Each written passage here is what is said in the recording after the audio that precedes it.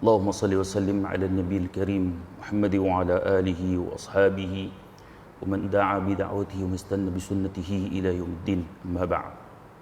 Bagi Tuan Imam, Tuan Bilal, pengurusi jawatan kuasa masjid, muslimin muslimat, mudah-mudahan kita semua dirahmati oleh Allah Subhanahu wa taala. InsyaAllah pada malam ni kita nak bincang satu tajuk, iaitu sifat-sifat para sahabat Nabi SAW. Seperti yang tuan-tuan tahu, sahabat ni mereka adalah didikan Rasulullah SAW. Jadi mereka adalah generasi yang terbaik. Namun kalau kita tengok, ada kelompok yang mencela ataupun memburuk-burukkan sahabat, terutamanya golongan Syiah. Selalu kalau kita tengok, Syiah selalu menafikan, terutamanya kalau kat Malaysia, sebab taqiyah mereka ni menyebabkan mereka terpaksa nafikan dulu. Namun dalam kitab-kitab muktabar mereka, sahabat sangat buruk dalam kitab-kitab Syiah, termasuk dalam kitab besar mereka iaitu Al-Kafi karangan Al-Kulaini. Al-Kafi ni dia ibarat macam, kalau di sisi Sunni ni kira Sahih Bukhari ya. Sahih Bukhari ya. Kira itu antara kitab paling besar sekali di sisi Syiah. Dalam Al-Kafi sendiri, Al-Kulaini dia kata apa? Dia kata manusia, yakni para sahabat, sepeninggalan Nabi dalam keadaan murtad, kecuali ada 3 orang. Al-Miqdad bin Al-Aswad, kemudian Abu Dhar Al-Ghifari, dan Salman Al-Farisi. Yang lain dia kata murtad. Dan begitu juga dalam kitab-kitab Syiah yang lain, termasuk juga dalam kitab yang dikarang oleh Khomeini sendiri, ada celaan-celaan terhadap para sahabat Nabi SAW. Namun bagi kita Ahlussunnah wal Jamaah, kita berpegang pada sabda Nabi SAW. Nabi kata, la tasubbu ashabi, la tasubbu ahadan min ashabi, fa inna ahadakum law anfaqa mithla Uhudin zahaban ma adraka mudda ahadihim wa nasifah. Nabi kata, janganlah kamu mencela seorang pun di kalangan sahabat-sahabat aku, sebab seandainya kamu berinfak emas sebesar gunung Uhud, tidak akan sama, yakni pahala infak itu mencapai salah seorang sahabatku, ataupun satu mud di kalangan sahabatku, ataupun setengah cupak. Baik, muslimin muslimat sekalian, di sini Nabi telah menjelaskan bahawa kedudukan sahabat tu sangat tinggi. Hatta orang biasa, Nabi sebut, kalau infak emas sebesar gunung Uhud, pahala takkan sama dengan sahabat kalau dia infak satu cupak ataupun gandum, takkan sama. Kerana apa? Kerana nilai sahabat itu sangat tinggi dari semua sudut, terutamanya keikhlasan para sahabat Nabi sallallahu alaihi wasallam. Sebab tu Nabi iktiraf, Nabi kata khairun nasi qarni walladzina yalunahum walladzina yalunahum. Nabi kata sebaik-baik manusia adalah pada kurun aku, kemudian kurun selepas aku, kemudian kurun selepas aku. So ini pengiktirafan daripada Nabi SAW. Nabi iktiraf, ini kurun yang terbaik. Siapa yang duduk dalam kurun tu? Para sahabat Nabi SAW. Baik, kalau kita tengok generasi para sahabat ini yang dididik oleh Nabi, yang ditarbiah oleh Nabi, mereka menjadi orang yang hebat. Namun peliknya, sahabat tidak hebat di sisi Syiah. Sahabat Nabi tidak hebat di sisi Syiah. Bahkan mereka mencela para sahabat Nabi. Celaan-celaan itu kalau kita tengok akhirnya bukan ditujukan pada sahabat, tempiasnya akan kena siapa? Nabi SAW. Bila mereka memburukkan hampir semua sahabat, kalau kita lah, orang kata, dia ni kan boleh percaya sangat, hang tengok kawan-kawan dia macam mana. Semua tak boleh kira, jenis hak tikam nombor ekor, hak minum ada. Kan? Jadi begitulah apabila mereka mencela para sahabat Nabi, akhir pemerintahan para sahabat Nabi. Tuan-tuan, kita kalau sebut Rom dan Parsi, kita rasa biasa. Sebab kita tak hidup zaman tu. Kalaulah kita ibaratkan Rom dan Parsi itu ibarat Amerika dan Rusia. Bayangkan, ada kuasa yang berjaya menjatuhkan Amerika dan Rusia. Hebat. Dan inilah sahabat. Ketika tu Rom dan Parsi dua kuasa besar dunia, tetapi di zaman sahabat mereka mampu untuk mengalahkan Rom dan Parsi. Ini sahabat Nabi SAW. Kalau kita tengok sifat-sifat para sahabat Nabi, pertama sekali, mereka memuliakan perintah Allah dan Rasul. Perintah Allah dan Rasul menjadi satu ukuran, satu keutamaan. Kita ambil contoh, saya suka untuk kita sebut sifat mereka, kita ambil contoh. So contoh mungkin kena kepada beberapa orang sahabat, namun kalau kita tengok hampir semua sahabat bersifat yang sedemikian rupa. Allah dan Rasul menjadi keutamaan. Kalau kita tengok contoh dalam perang Uhud. Perang Uhud ni perang yang sangat getir. Ya, pada peringkat permulaan tentera Islam menang. Namun apabila Khalid Al-Walid buat counter attack, akhirnya tentera Islam kucar kacir. Ada yang cuba melarikan diri, ada yang mati syahid, dan sebahagian besar di kalangan mereka cedera, bahkan ada yang cedera parah. Setelah selesai perang Uhud, akhirnya dalam keadaan ramai yang cedera, mati syahid, Nabi perintahkan pula tentera Islam pergi kejap tentera musyrikin yang dah berundur tadi ni, supaya nak tunjukkan kekuatan dan kemampuan tentera Islam masih mampu lagi kalau nak perang. Tuan-tuan bayangkan sahabat Nabi yang dah tak larat dah, cedera, bahkan ada yang cedera parah, ada yang mati syahid. Dengar Nabi bagi arahan begitu, mereka kejap. Ini para sahabat Nabi. Bahkan sikap mereka yang begini diiktiraf oleh Allah Subhanahu wa taala. Allah Subhanahu wa taala berfirman, "Alladzina istajabu lillahi war rasuli min ba'di ma asabahumul qarh lilladzina ahsanu minhum wattaqau ajrun 'azim. Alladzina qala lahumun nasu innan nasa qad jama'u lakum fakhshawhum fazadahum imana wa qalu hasbunallahu wa ni'mal wakil." فانقلبوا بنعمة من الله وفضل لم يمسسهم سوء واتبعوا رضوان الله والله ذو فضل عظيم.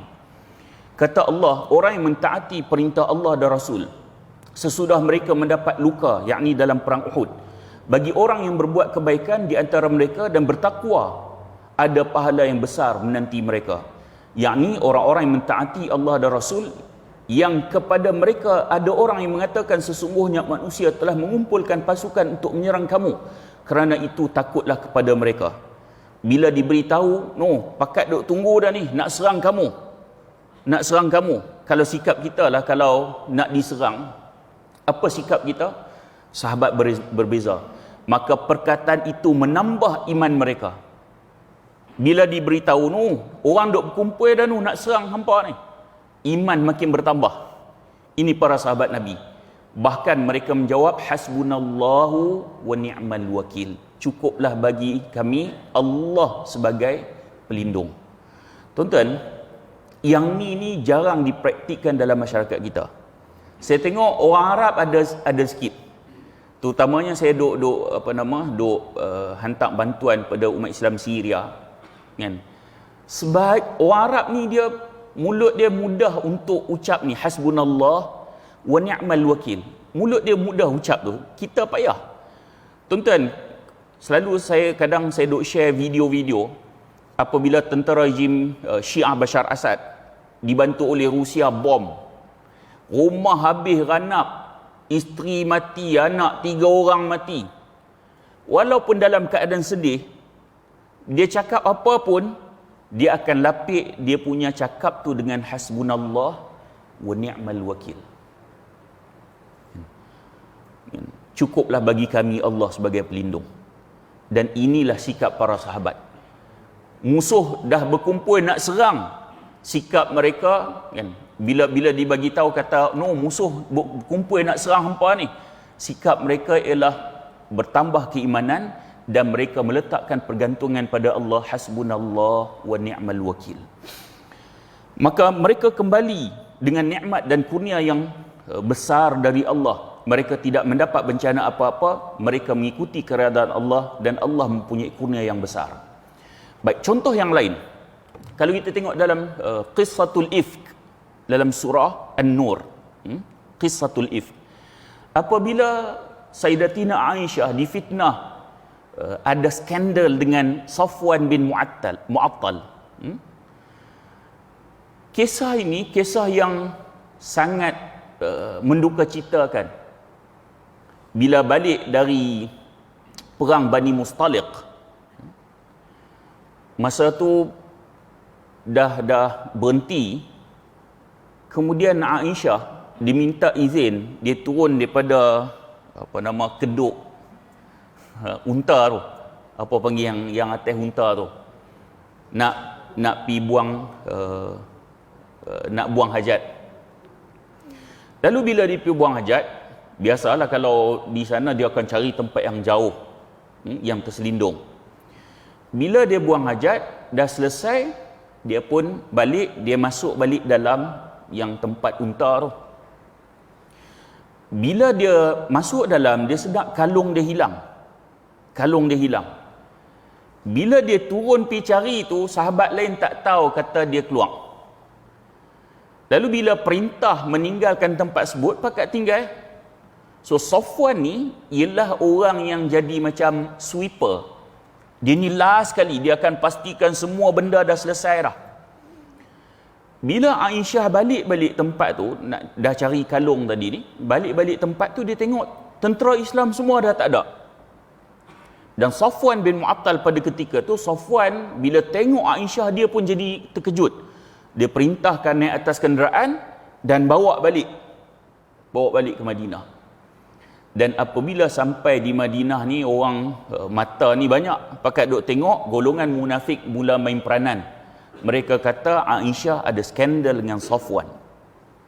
Dan kisah ini, kisah kalau tuan-tuan baca, sangat mendukacitakan, sehingga Nabi pun duka cita dengan peristiwa tersebut, fitnah tersebut yang berlaku.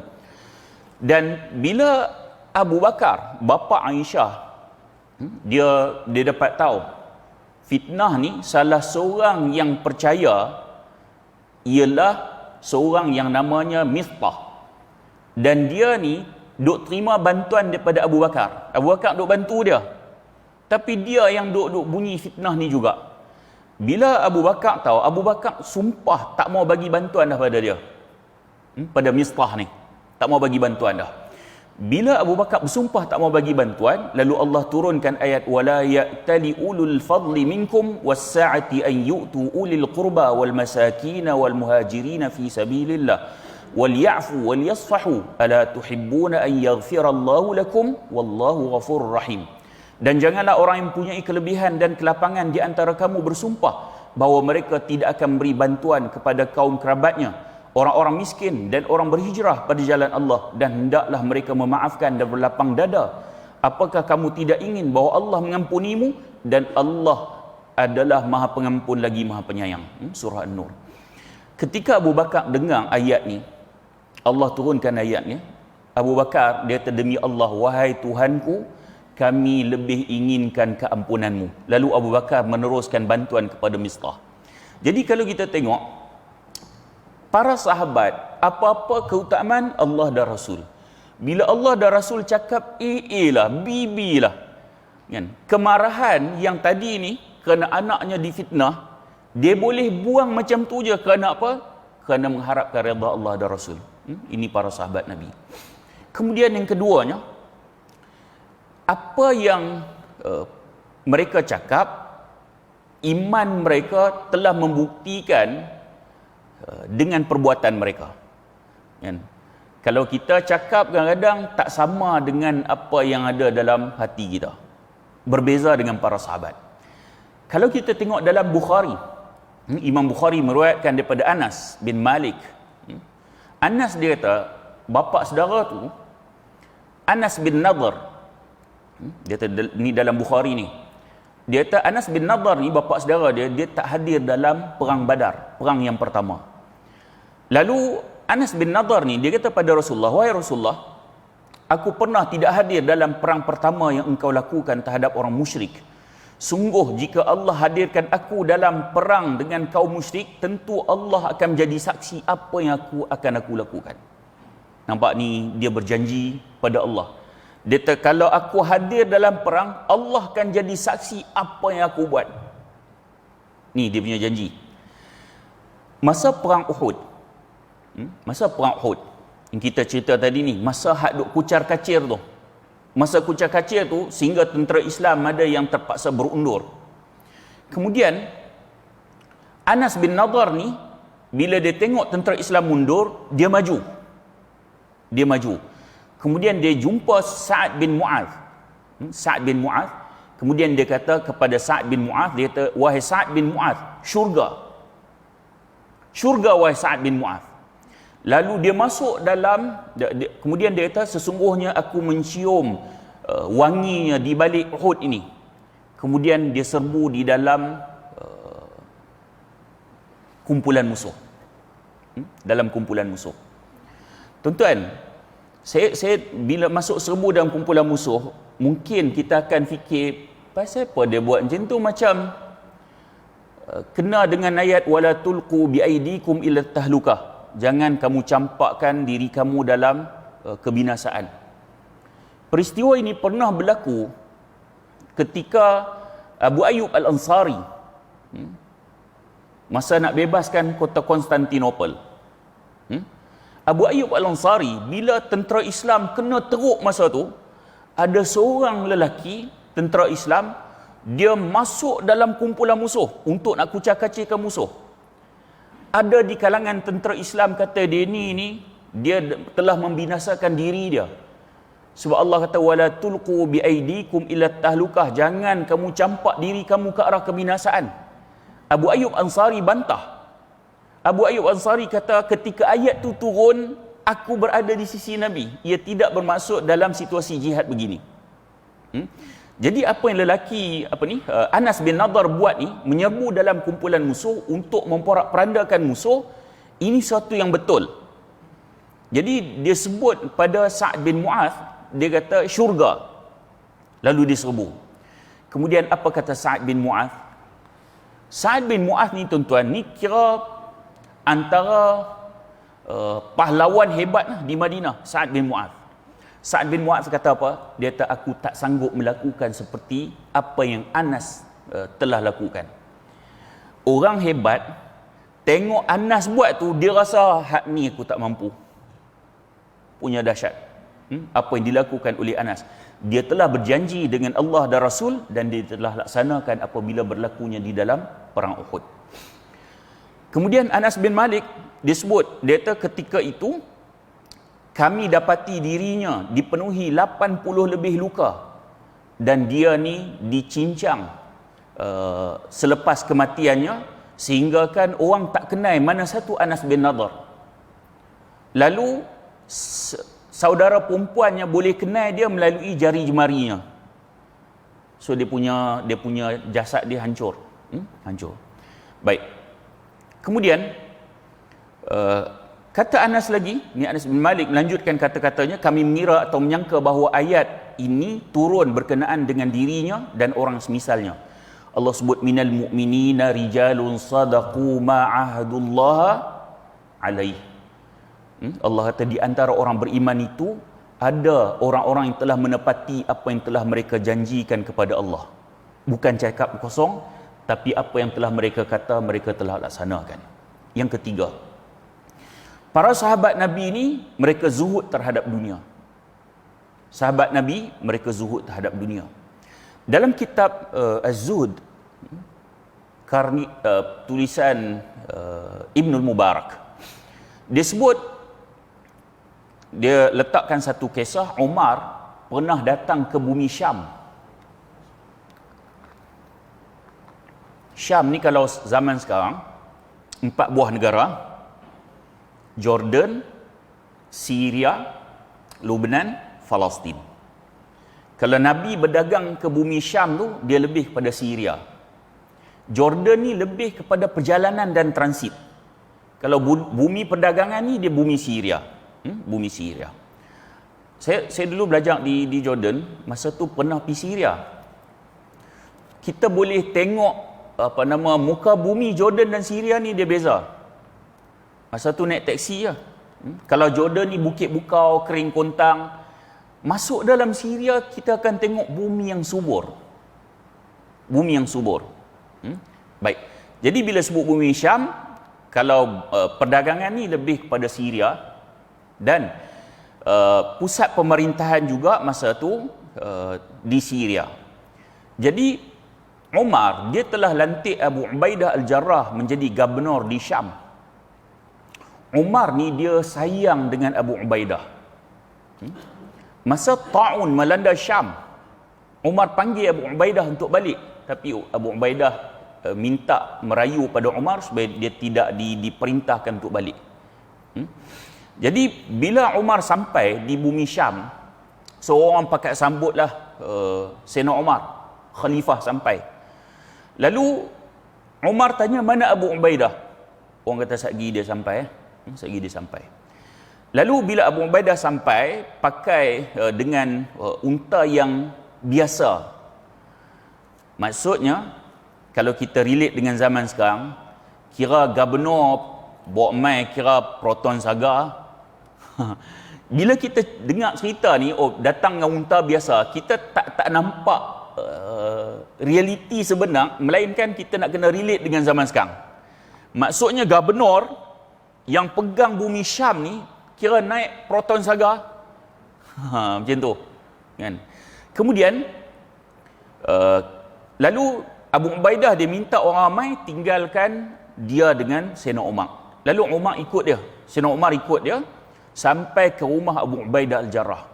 Bila masuk dalam rumah Abu Ubaidah Al-Jarrah, didapati dalam rumah Abu Ubaidah ni hanya ada pedang, kemudian perisai dan pelana kuda untuk berjihad. Lalu Umar kata, mengapa kamu tidak memiliki perabot atau sesuatu di rumahmu? Apa kata Abu Ubaidah? Dia kata, wahai Amirul Mukminin, semua inilah yang bakal menghantarkan kita ke perkuburan kita nanti. Ni sikap para sahabat Nabi, betapa zuhudnya mereka terhadap dunia. Yang keempat, berani. Berani. Sahabat Nabi ni kira berani ni tak boleh nak pertikaikan. Contohnya kalau kita ambil dalam perang Badar. Dalam perang Badar, Nabi pernah bagi arahan. Nabi kata, bangkitlah kalian menuju syurga yang seluas langit dan bumi. Lalu Umair Al-Hammam Al-Ansari, dia kata, wahai Rasulullah, apakah syurga itu seluas langit dan bumi? Nabi kata, ya, seluas langit dan bumi. Dia kata, wah, wah. Kemudian Rasulullah tanya, kenapa kamu kata wah, wah? Dia kata, tak ada apa, wahai Rasulullah, aku teringin nak masuk syurga. Lalu kata Rasulullah balik, kamu adalah ahli syurga. Bila dia dengar macam tu, dia termasuk dalam penghuni syurga. Kemudian dia nak pergi perang ni, dia ambil beberapa biji kurma dalam kantung letak anak panah tu. Bila dia makan kurma, kemudian dia kata apa? Jika aku masih hidup sampai habis kurma ini, bererti hal itu adalah kehidupan yang panjang. Dia pun melempar kurma yang ada padanya lalu maju berperang. Hadis riwayat Muslim. Hadis sahih riwayat Muslim.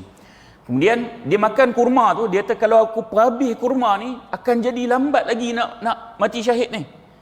Dia lempar kurma tu terus pergi perang. Ni sahabat Nabi punya berani. Begitu juga kalau kita tengok dalam perang Yamamah. Ini perang lawan dengan geng murtad. Lawan geng murtad. Musailamatul Kadzab. Musailamatul Kadzab. Nama dia Musailamah. Al-Kadzab tu gelaran pada dia, pembohong. Masa perang Yamamah zaman Sayyidina Abu Bakar, Al-Barra' bin Malik.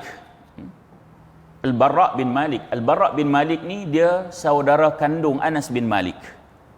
Al-Barra' bin Malik, dia kata, wahai kaum muslimin, jatuhkanlah aku ke dalam benteng mereka. Sebab masa tu, bila tentera Islam serang tentera Musailamah, akhirnya tentera Musailamah kalah dan mereka terpaksa berunduk masuk dalam benteng mereka yang dinamakan Hadiqatul Maut, taman kematian. So dia masuk dalam benteng tu, kota mereka, kota mereka. So bila masuk dalam kota, tentera Islam dah tak boleh masuk. Tak boleh masuk. Kalau tuan-tuan tengok kota-kota yang dibina, siapa pernah pergi ke Mesir, ke Syria, Jordan, kota ni dibina ni, nak masuk tu memang payah. Jadi tentera Musailamah ni masuk dalam Hadiqatul Maut tu, taman kematian tu, benteng mereka, kota mereka. Bila masuk, Barra' bin Azib, Barra' bin Malik, Barra' bin Malik ni, dia kata apa? Dia kata, masukkan aku ke dalam benteng sebut. Buat macam mana?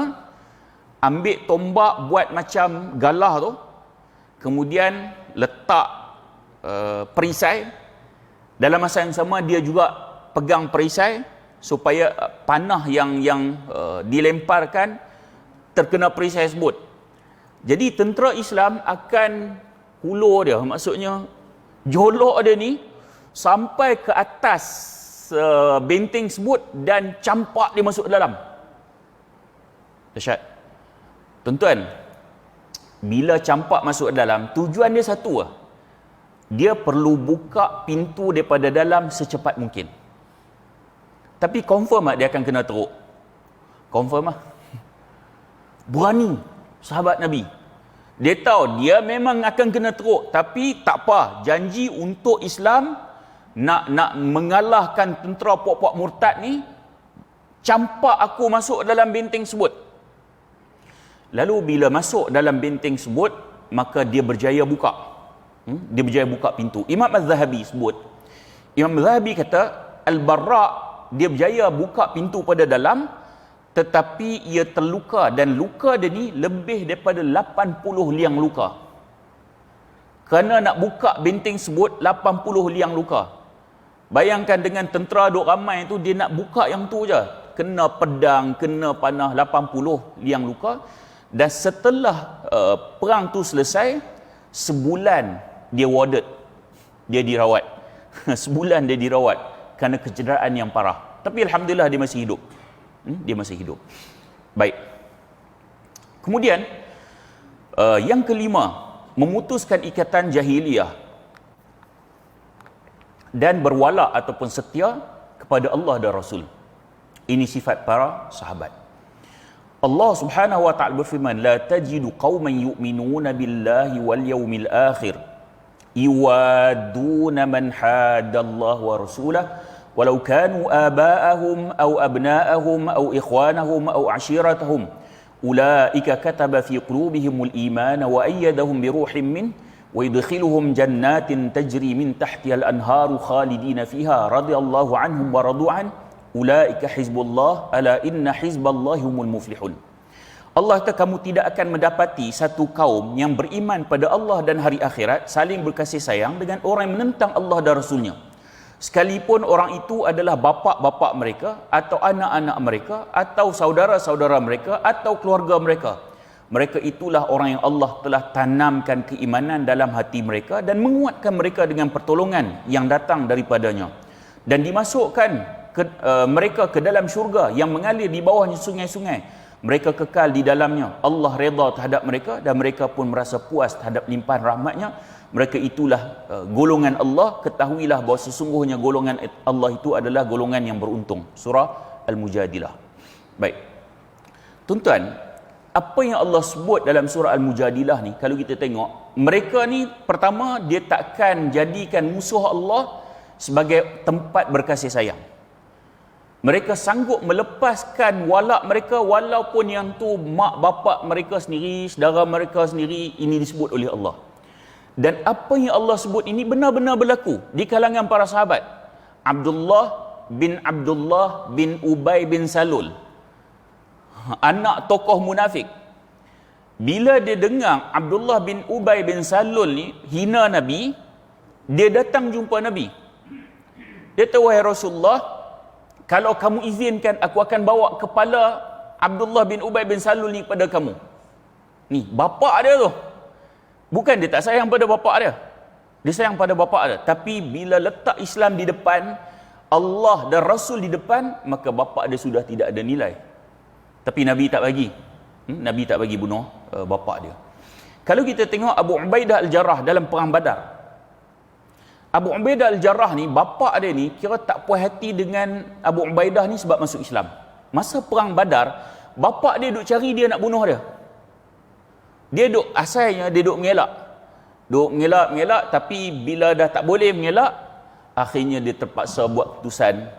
Bapaknya akhirnya mati di tangan dia. Mati di tangan dia. Baik, ini sifat ataupun sikap para sahabat.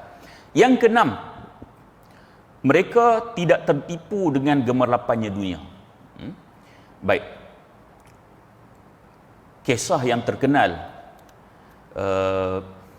Sa'ad bin Abi Waqqas yang telah mengirim Ribi' bin Amir,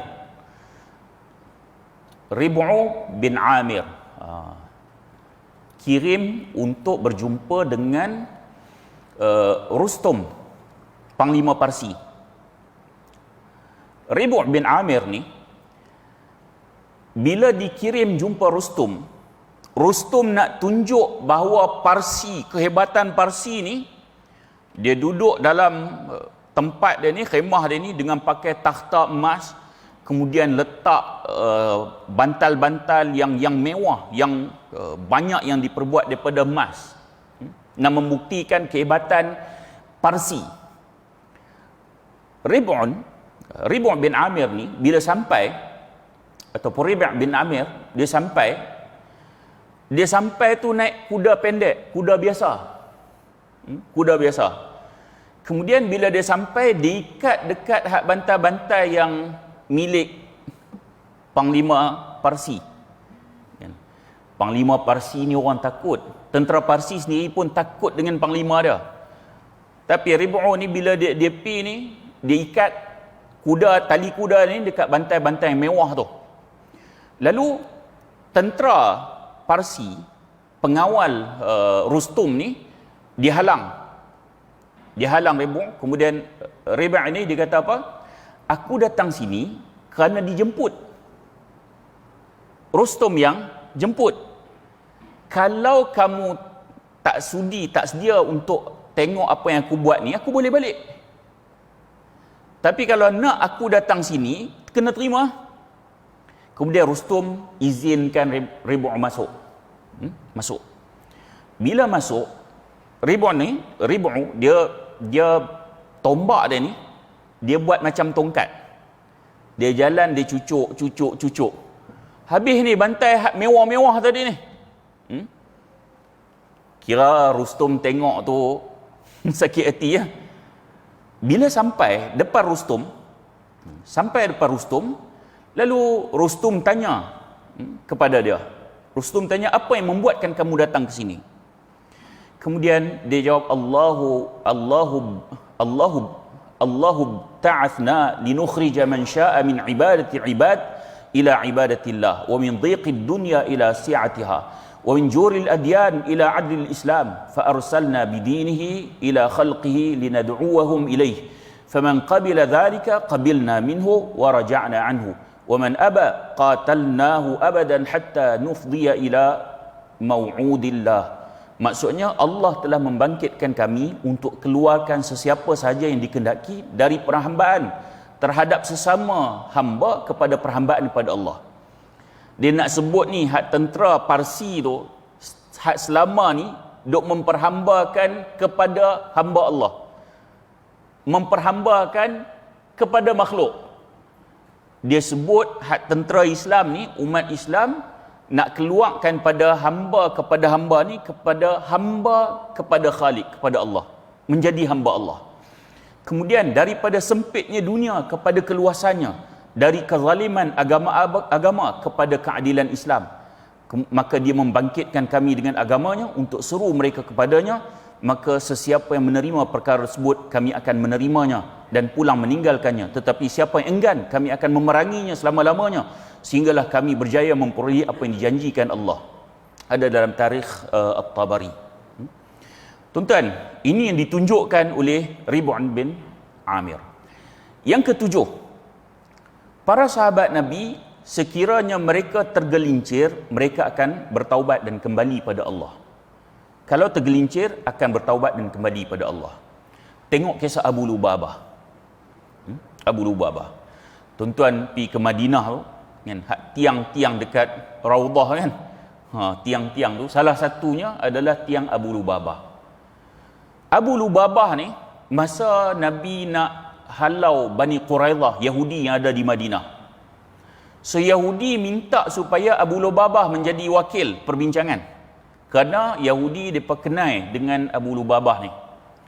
Lalu Abu Lubabah bila sampai pada Yahudi Bani Quraidah, bila Yahudi tanya pada mereka, kemudian Abu Lubabah ni, dia bagi isyarat. Nabi dia bagi isyarat kira nak bunuh. Dia bagi isyarat tu. Tak sempat lagi dia bergerak, dia dah teringat dia telah mengkhianati Nabi SAW kerana dipecahkan rahsia. Nabi tak bagi pecahkan rahsia tu. So bila dia bagi isyarat, Nabi kira macam nak bunuh Bani Quraidah ni, tak sempat dia bergerak lagi, dia dah sedar diri dia dah salah. Dia tak balik lagi ke rumah dia, dia cari rantai, dia pergi ke masjid Nabi dan dia ikat diri dia. Kan?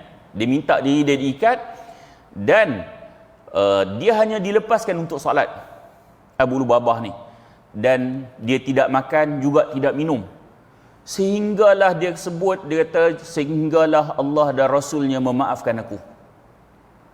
Kemudian turunlah ayat Allah mengampunkan Abu Lubabah ni. Kemudian bila Allah dah ampun ke Abu Lubabah, orang nak buka dia tak nak, dia nak Nabi sendiri buka. Tuan-tuan, ini sahabat Nabi, apabila sedikit kegelinciran, mereka sedar dan mereka kembali pada Allah dan Rasul.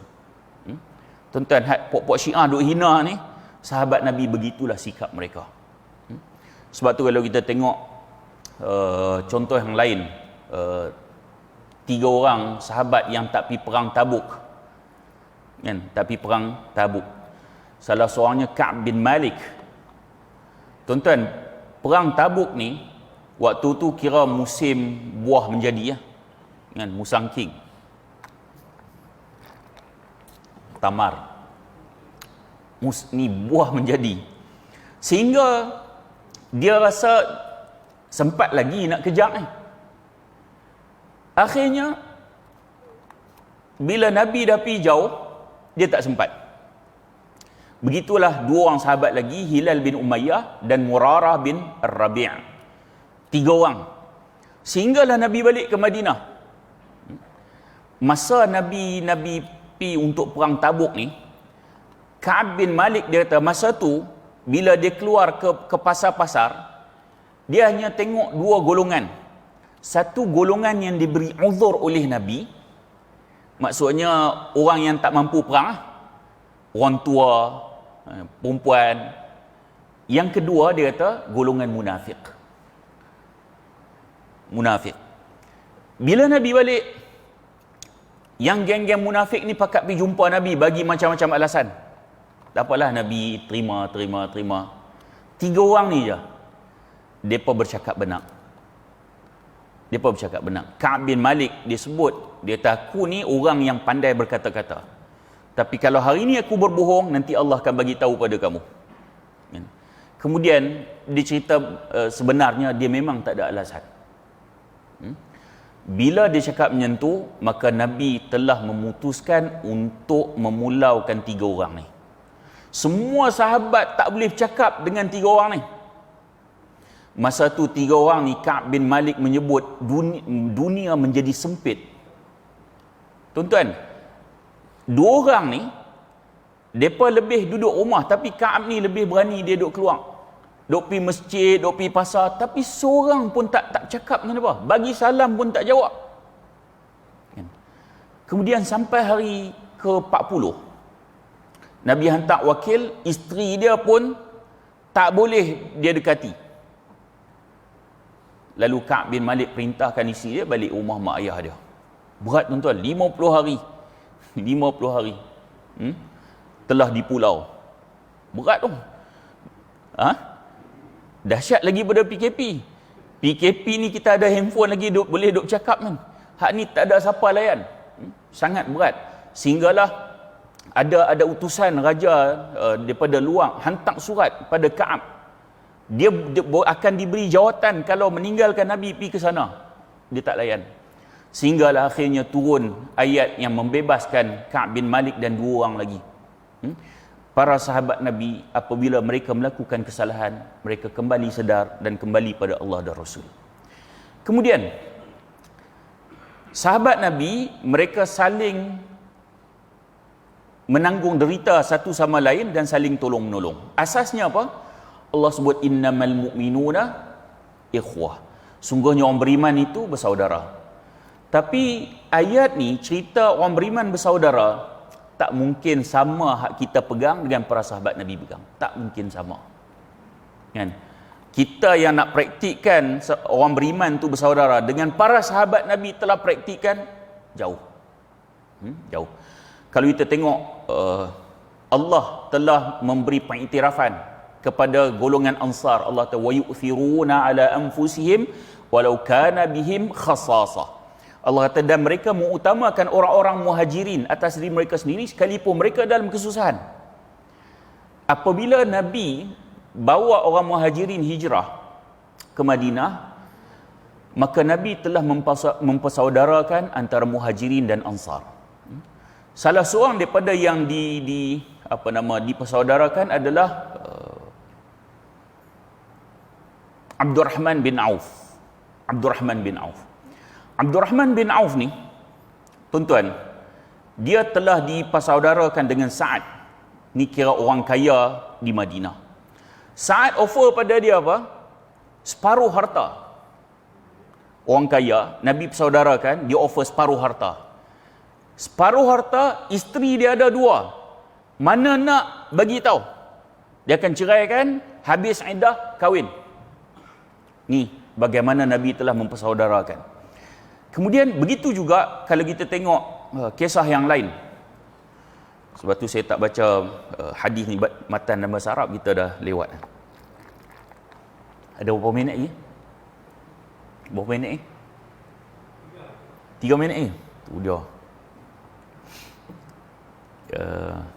Kita skip lah kisah-kisah ni. Kita tengok yang seterusnya. Sahabat Nabi, mereka merasakan diri jauh daripada kesempurnaan. Ini sahabat Nabi. Kalau tengok Al-Hakim dalam Al-Mustadrak, dia sebut tentang kisah Abdullah bin Rawaha. Abdullah bin Rawaha masa dia sakit, dia nak mati duduk kat rumah ni, isteri dia duduk jaga dia. Tiba-tiba Abdullah bin Rawaha ni dia menangis. Bila dia menangis, isteri dia juga turut menangis. Lalu Abdullah bin Rawaha bila tengok isteri dia menangis, dia kata, kenapa kamu menangis? Isteri dia kata, kerana kamu menangis, lalu aku turut menangis. Lalu isteri dia tanya pula, kenapa pula kamu menangis? Apa kata Abdullah bin Rawaha? Dia menangis ni, dia teringat firman Allah, wa in minkum illa wariduha kana ala rabbika hatman maqdiya thumma nunajji alladhina ittaqaw wa nadhara adh-dhalimina fiha jithiya. Dan tidak ada seorang pun daripadamu melainkan mendatangi neraka itu. Hal itu bagi Tuhanmu adalah satu kemestian yang sudah ditetapkan. Kemudian kami akan menyelamatkan orang-orang bertakwa dan membiarkan orang yang zalim di dalam neraka dalam keadaan melutut. Abdullah bin Rawaha dia kata apa? Aku tidak tahu apakah aku termasuk mereka yang bertakwa itu.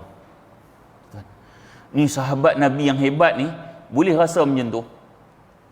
Nabi bila simpan maklumat tentang orang munafik, kan?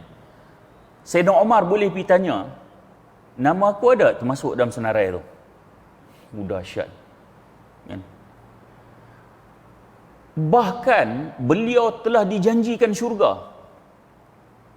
Boleh ada rasa kerisauan. Kita ni tak ada janji syurga secara spesifik. Boleh rasa aman. Para sahabat mereka tidak berasa aman begitu. Sikit lagi. Kemudian para sahabat Nabi, mereka sucikan diri mereka dengan ibadah. Kalau kita tengoklah Sayyidina Umar, salat malam dia sangat hebat. Sehinggalah penghujung malam dia akan gerak dia punya keluarga dia, kemudian dibaca ayat wa'mur ahlaka bis-salah wastabir 'alaiha la nas'aluka rizqan nahnu narzuquka wal 'aqibatu lit-taqwa. Ni gerak dia punya keluarga dia dah penghujung malam, dia dah salat lama dah, dan perintahkanlah kepada keluargamu mendirikan salat dan bersabarlah kamu dalam mengerjakannya. Kami tidak minta rezeki kepadamu, kamilah yang memberi rezeki kepadamu, dan akibat yang baik itu adalah bagi orang bertakwa.